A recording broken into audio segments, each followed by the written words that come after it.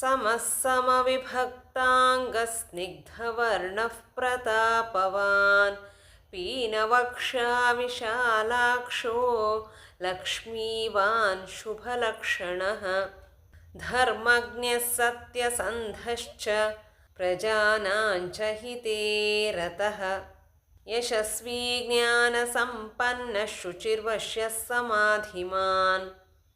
प्रजापतिः समः श्रीमान् धाता रिपुनिषूदनः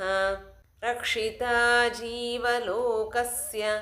धर्मस्य परिरक्षिता रक्षिता स्वस्य धर्मस्य स्वजनस्य च रक्षिता